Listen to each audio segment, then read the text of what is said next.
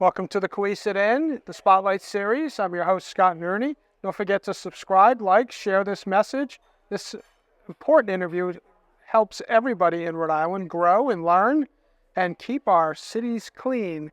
Welcome to the Spotlight Series. Christina, how are you? I'm good. Thank you for having me. Tell us a little bit about yourself. I have been a long-time resident of my whole life of Rhode Island. I own a business in Rhode Island, Rondeau's Kickboxing and Fitness in Johnston. At one time, I've had 7 locations all over the state. Right now, I just have one in Johnston. And I hate litter. Okay, that's fine. I hate litter. And I really wanted to do something about litter. And that's kind of what piqued me to kind of get with you. And let's have a conversation about litter. Sure. So tell us about the organization you've started. I have an organization called Knockout Wishes. And what we do is we do things for the community. But I also saw that Rhode Island Litter and the DEM had some grants out there. So I applied for a grant, and I did get chosen for one of their grants. And then I used that money to help motivate people to go pick up litter. I have, thousands of students at my facility, and I was able to get lots of my students involved in their different cities in Rhode Island. So we have people from Cumberland, Lincoln, North Providence, Scituate. I have Pawtucket, Woonsocket, Cranston, Johnston, of course. And they, go home with they get a litter stick, a little litter grabber. And their job is to go educate their children and teach them that it's not okay to throw litter out of a car and just throw litter on the ground. And they teach their children to pick it up and why it's unhealthy. It brings, it's pests and bacteria and whatnot. There's other reasons besides just not looking good that we don't want to have litter in our state or anywhere. And if they do this and they're a leader, then they get a free T-shirt. So a grassroots organization, you started from almost nothing. Yes. But there's a lot of opportunity to find litter. It's not like it's hard to find. Not hard to find. What cities have you been successful to try to engineer this? They've been all over the place. And I have one woman who, her name is Lisa, and she is a diehard.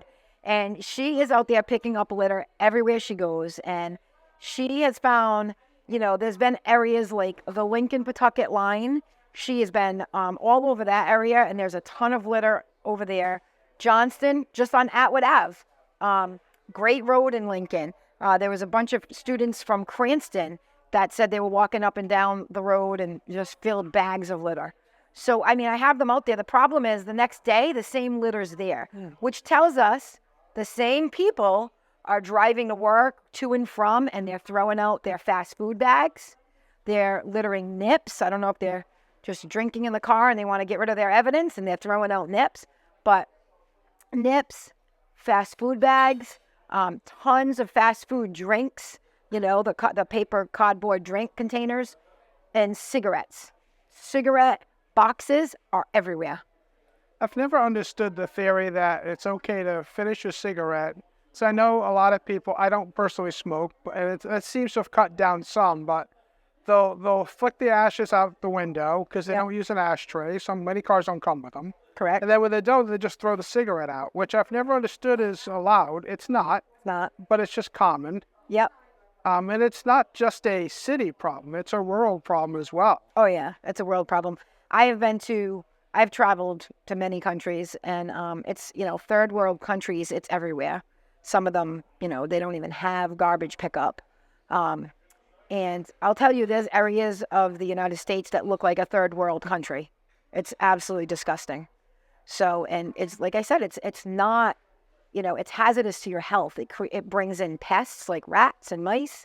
It brings in bacteria. So you don't want it. And it's, besides, again, aesthetically, it's disgusting to look at. You want to have self-respect. I've always taught my children that as well. Self-respect. Pick up your car. Pick up your room. Take care of your things. And it goes for the same thing with your yard. Take care of your yard. Take care of your neighborhood, your streets. Because nobody else is going to do it. So if you're not doing it and you're not motivating people in your neighborhood or your area to also keep it clean, nobody else is going to do it. And I know, being in the liquor industry for 10 years at one point, liquor manufacturers thought they were doing a good thing by getting rid of the glass nip bottles and making them plastic. So when people threw them out the window, they didn't break. Which is nice. It's less flat tires, but it's still trash. Yeah, still trash, and it's tons of trash, tons. I mean, even where I live, it's a nice neighborhood, and our road is a cut through, and it's the people cutting through that road. We're picking up nips weekly. I mean, bags of them. It's horrible. Even in my parking lot at my business in Johnston, people are grabbing fast food, pulling in the parking lot to eat, and then just dumping it there.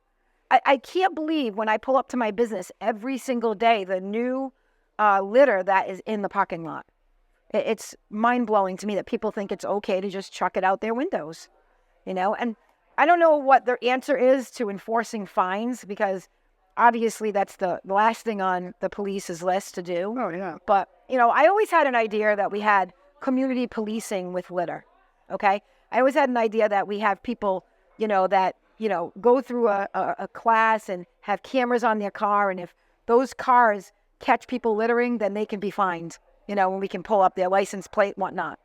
So I always had that idea that maybe we should have the community just, vehicles on their regular vehicles. So when you're just driving on the road and your cameras catch a car in front of you littering, at least we can start finding it. And it might make people more aware that, hey, I can't litter. I might get caught. I don't know if that car behind me is a community litter police, Yeah, as we were saying in the green room, I had someone in my neighborhood. Fortunately, must have changed jobs or moved, but we come through the neighborhood every night with the boom blasting in the car and throwing his Burger King bag out. And it seemed like he had the same thing every week. And you put your fingerprints on that. Like, how much more daring can you be? Right. Same as a nip bottle. You've got your fingers all over it. But they know nobody's going to do anything. No consequences. Yeah. And that's, half the problem with the world with everything. There's going to be a consequence to your actions. Nobody's holding people littering accountable. And the other thing I was mentioning is the trucks. These trucks are coming from all over the place. They're going to dump their garbage. They're on 295. They're on our highways. They're on 146. And it's flying out of the truck beds. It's flying out of the garbage trucks. You have the trucks coming from all over. And they don't have to have a net over it. There's nobody enforcing all the litter flying out of the trucks, littering the highways. And again, that's disgusting. And, we can go clean up our neighborhoods, but we're not going to go clean up the highways. Every once in a while you see the correctional facility is out there, with the inmates, and they're cleaning it up. But still, there's so much, they can't even keep up with it. Yeah. So what was the one tipping point that you just said, that's it, I've had it? I've always had it.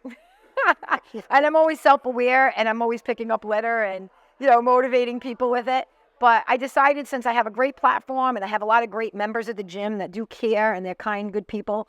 And when I saw the grant come through for DM, I was like, let me get that grant and let me use it to motivate and keep an ongoing. Like, I didn't want to just have one day on Earth Day. I want this to be a year-round motivation for people to go pick up their litter. Because if they can do it once a week, they go for a walk and they pick up litter once a week on their walk, that area is going to stay a little bit cleaner, And other people are going to see it and they're going to want to go do it. So that's why I figured give out a free litter stick, right? So they don't have to use their hands. And then they get a really cool Rhode Island T-shirt with Bigfoot on it and the lighthouse. And on the back it says, no litter, just love. Meaning, just have love for your state. Have love for your neighborhood, And they can get a free T-shirt. So, and I still have them while supplies last. So if anybody's interested, they can come to Rondeau's Kickboxing and pick up a free litter stick. And if they just show me before and after photos of the litter they've picked up, send me a video or take a photo, I'll give them a free T-shirt. And you're working with Litter Free RI as one of your partners? Yeah, the DEM and Litter Free RI, they had a bunch of different, like I said, companies and programs that applied for the grant, and then they all participated, big corporate businesses and whatnot. So tell us how people can get more information and join the team. So you can come down in person to Rondeau's Kickboxing and Fitness, or I'm going to give you an email, and it's info, I-N-F-O, at RKB, as in boxing, live.com. And they can email us, and of course, I have a phone number, which is the 401-996-5425. They can get all the information. They can join the team. Yeah. Get a group of people together, clean up their neighborhood and other neighborhoods. Yeah, and let's show some pride in our state. I mean, this is where you live. You should have pride in your country, but you should also have pride in your neighborhood, in your state. And again, that goes on to the kids. Now the kids are learning and they're seeing you pick up litter and they're helping. So if you're out there picking up litter, you're less apt to litter. Right. Because you know how much work it is to go pick up the litter. So you're not going to cleaner and safer. It's cleaner and safer. Right. Correct? Well, thank you so much for being Thank on the you. Spotlight series. Appreciate Looking it. forward to hearing more. Yeah. Thank you. Thank you.